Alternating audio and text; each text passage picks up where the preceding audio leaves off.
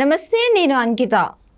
ఆంధ్రప్రదేశ్లో మొదటి రోజు జరిగిన అసెంబ్లీ సమావేశాల్లో వైసీపీ పార్టీ జగన్మోహన్ రెడ్డిని మధుసూదన్ రావు అడ్డుకున్నట్లు తెలుస్తుంది.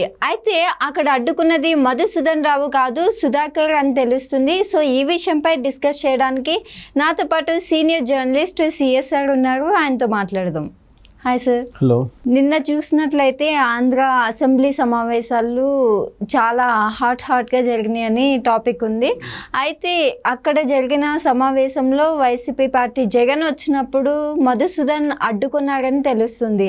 అయితే ఇప్పుడు తెలిసిన విషయం ఏంటంటే మధుసూదన్ కాదు, అసలు సుధాకర్ అడ్డుకున్నారు అనేసి అంటున్నారు. ఇది ఎంతవరకు నిజం అంటారు? సో ఒకటి ఏంటంటే జగన్మోహన్ రెడ్డి వ్యవహరించినటువంటి తీరు ఒకసారి మనం కనుక అబ్జర్వ్ చేస్తే అధికారంలో ఉన్నప్పుడు ఒక రకంగా, అధికారం కోల్పోయిన తర్వాత ఇంకొక రకంగా వ్యవహరించేటువంటి ఒక పొలిటీషియన్గా మనం జగన్మోహన్ రెడ్డిని తీసుకోవచ్చు. ఓకే. అసెంబ్లీ సమావేశాలు ఎలా జరగాలి, అసెంబ్లీలో ప్రతిపక్షానికి ఎలాంటి గౌరవం ఇవ్వాలి, అలాగే ఒక సభ్యుడిగా ఏ విధంగా వ్యవహరించాలి, ఇవన్నీ కూడా గతంలో ఆయన అధికారంలో ఉన్నప్పుడు ఒక రకంగా చెప్పాడు. ఇప్పుడు అధికారం పోయి ఇప్పుడు ఎమ్మెల్యే మాత్రమే, ఆయన విపక్ష లీడర్ కూడా కాదు, అంటే ప్రతిపక్ష లీడర్ కూడా కాదు. ఆయన ఒక ఎమ్మెల్యే.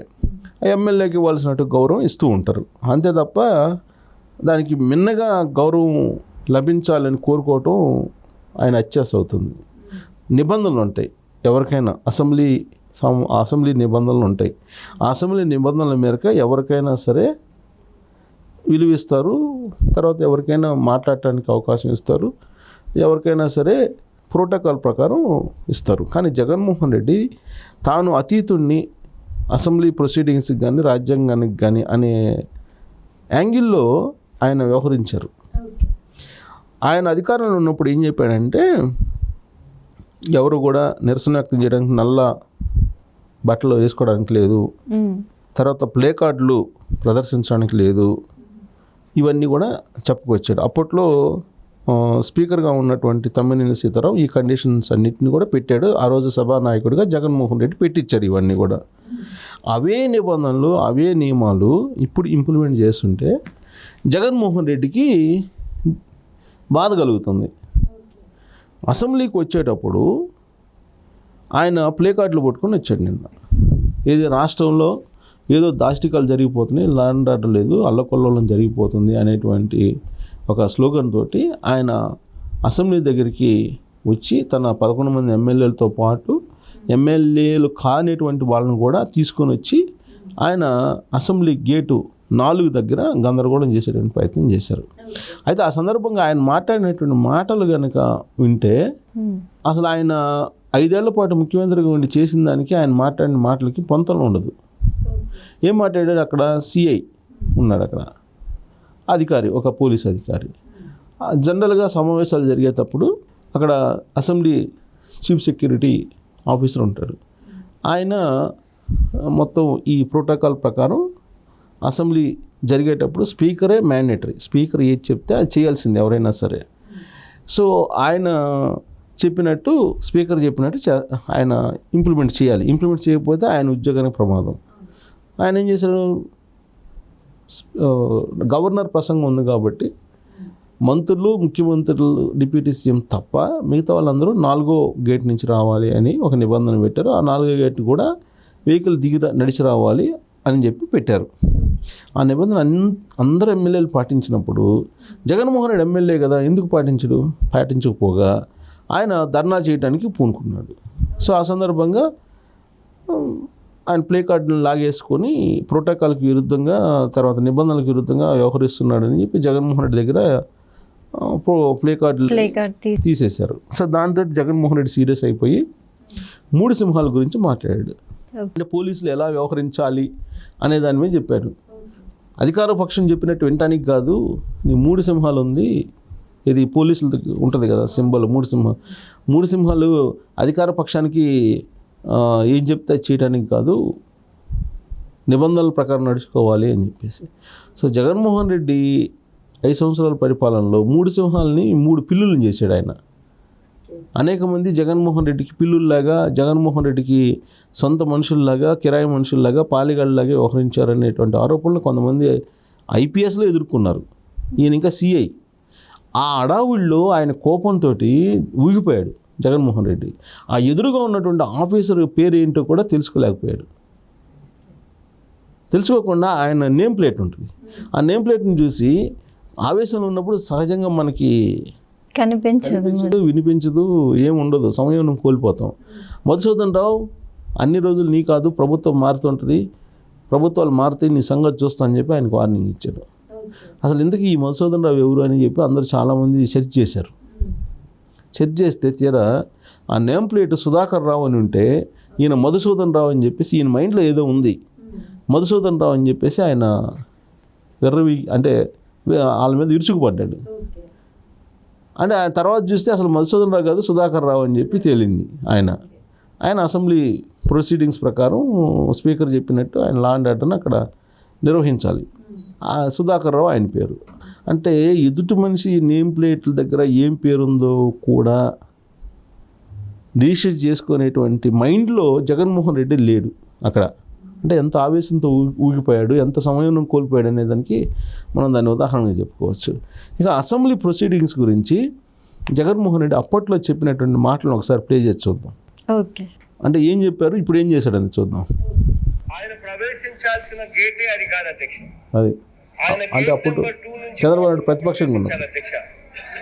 అలాంటిది తాను గేట్ నెంబర్ 2 నుంచి ప్రవేశించకుండా తాను కాలినడకన ఊరేగింపుగా ఎమ్మెల్యేలు కాని వాళ్ళు, మిగిలిన వాళ్ళు, పార్టీ కార్యకర్తలు, తన బ్లాక్ క్యాట్ కమాండోలు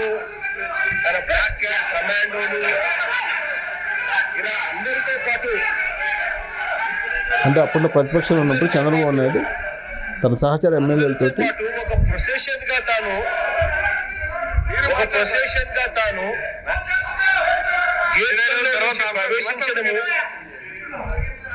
గేట్లలో నుంచి ప్రవేశించే కార్యక్రమం చేయడము. ఆ గేట్లలో ప్రవేశించేటప్పుడు న్యాచురల్ గా ఒక ప్రొసెషన్ గా వస్తూ ఉన్నప్పుడు ఎవడు సభ్యుడు కాదు, సభ్యులు మాత్రమే ప్రవేశపెట్టాలి అన్న నిబంధన ఉన్న నేపథ్యంలో మార్షల్స్ పాపము రిస్ట్రిక్టెడ్ ఎంట్రీ కింద పెట్టి సభ్యులను మాత్రం లోపలికి తీసుకునే కార్యక్రమం ఏదైతే చేస్తా ఉన్నారో as per protocol, as per drill, what ever needs to be done, పాపం వాళ్ళ డ్యూటీ వాళ్ళు చేస్తా ఉన్నారు.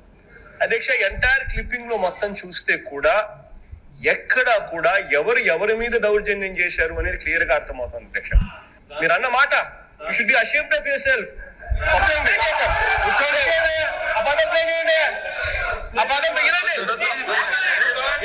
తిట్టడమే ఏంది? ఎవడి మీద దౌర్జన్యం చేస్తా ఉన్నాడు అధ్యక్ష? ప్లీజ్, ఎవడి మీద దౌర్జన్యం చేస్తా ఉన్నారు అధ్యక్ష? అది ఆ రోజున చంద్రబాబు నాయుడు ప్రతిపక్ష హోదాలో ఉన్నప్పుడు, చంద్రబాబు నాయుడుకి ప్రతిపక్ష హోదాలో ఉన్నప్పుడు ఆయన అసెంబ్లీకి వస్తే సహచర ఎమ్మెల్యేలతోటి ఆ రోజు ఆయన గేట్ నెంబర్ 2 నుంచి నడిచి వస్తుంటే అడ్డుకొని నిబంధనలకు విరుద్ధంగా మీరు ఎలా ఇంతమందిని తీసుకొని వస్తారని చెప్పేసి హడావుడి చేసినటువంటి జగన్మోహన్ రెడ్డి ఆ రోజు సభానాయకుడిగా, ఇవాళ ఏదో అంటారు కర్మ సిద్ధాంతం అని, సేమ్ పరిస్థితి జగన్మోహన్ రెడ్డికి వచ్చింది. వచ్చి అక్కడ ఉండేటువంటి ఆఫీసర్ని సుధాకర్ రావు అని అతని ఇష్టానుసారంగా మాట్లాడారు, బెదిరించారు. మళ్ళీ ఆయన సూక్తులు చెప్తారు, శుద్ధులు చెప్తారు జగన్మోహన్ రెడ్డి. అంటే ఇక్కడ ఆయన పెట్టిన రూల్ని ఇప్పుడు పాటించలేదు. అదే అందుకే చెప్పింది మన స్టార్టింగ్లోనే, అధికారంలో ఉన్నప్పుడు ఒక రూలు జగన్మోహన్ రెడ్డికి, అధికారం కోల్పోయిన తర్వాత ఇంకొక రూలు. సో జగన్మోహన్ రెడ్డి అధికారంలో ఉన్నా లేకపోయినా తాను అనుకున్నటువంటి రూల్స్ ఉండాలి అని చెప్పి కోరుకుంటాడు. అది సాధ్యం కాదు కదా, అది సాధ్యం కాదు. ప్రతిపక్షంలో లేము, కేవలం ఎమ్మెల్యేగా ఉన్నాము, ఎమ్మెల్యేగా మాత్రమే మనకు హోదా ఉంది అనేటువంటి విషయాన్ని ఆయన గుర్తిస్తే ఈ సమస్యలు ఉండవు. ఆయన ఏంటి ఇప్పుడు కూడా ముఖ్యమంత్రి నేనే అనేటువంటి ఫీల్డ్లో ఆయన ఉన్నాడు. ప్రతిపక్షంలో కూడా కాదు, ముఖ్యమంత్రిగా ఉన్నాననే ఫీల్డ్లో ఆయన ఉన్నాడు. అసలు ప్రతిపక్షంలో కూడా లేవు, నీకు ఒక ఎమ్మెల్యే మాత్రమే అర్హత ఇచ్చారు ప్రజలు అనేటువంటి సోయ ఆయనకి లేదు. ఆయన ఇప్పుడు కొత్తగా ఏమంటున్నాడంటే అధికార పక్షం విపక్షం రెండే ఉన్నాయి అసెంబ్లీలో అని అంటాడు. అధికార పక్షం విపక్షం 2 ఉన్నాయి కాబట్టి నాకు ప్రతిపక్ష హోదా కావాలంటాడు. ఇది ఎలా సాధ్యం? తెలుగుదేశం పార్టీకి 135 మంది ఎమ్మెల్యేలు ఉన్నారు, 21 మంది జనసేనకు ఉన్నారు, 11 మంది వైసీపీకి ఉన్నారు. కాబట్టి అక్కడ బలమైనటువంటి 2వ పక్షంగా జనసేన ఉంది, 3వ పక్షం వైఎస్ఆర్ కాంగ్రెస్ పార్టీ ఉంది. కాబట్టి దాన్ని కేవలం విపక్షం కింద భావించి విపక్ష ఎమ్మెల్యేల కింద ఒక ఫ్లోర్ లీడర్ కింద, అది కూడా ఇంకా ఇవ్వలా. YSR Congress party floor leader ఎవరు అనేది ఇంకా ఇచ్చినట్లేదు ఆయన. ఈ అసెంబ్లీ సమావేశాల్లో, పోయిన అసెంబ్లీ సమావేశాల్లో ఇవ్వలేదు, ఈ అసెంబ్లీ సమావేశాల్లో కూడా ఇవ్వలా. ఫ్లోర్ లీడరా కాదా అనేది కూడా ఇంకా తేల్లా. అలాంటప్పుడు అసలు ప్రతిపక్ష హోదా అనేది ఎలా కోరుకుంటావు? 11 మంది ఉన్నప్పుడు కనీసం 19 మంది ఉండాలనేది రూలు. అది కూడా లేకుండా 18 మంది మినిమం ఉండాలి, అంటే 10% టోటల్ ఎమ్మెల్యే సంఖ్యలో. సో అంతమంది లేనప్పుడు నీకు ప్రతిపక్ష హోదా ఎలా వస్తుంది? దానికి కూడా నిబంధనలు అతిక్రమించి ప్రతిపక్ష హోదా కావాలని చెప్పి ఆయన అడుగుతారు.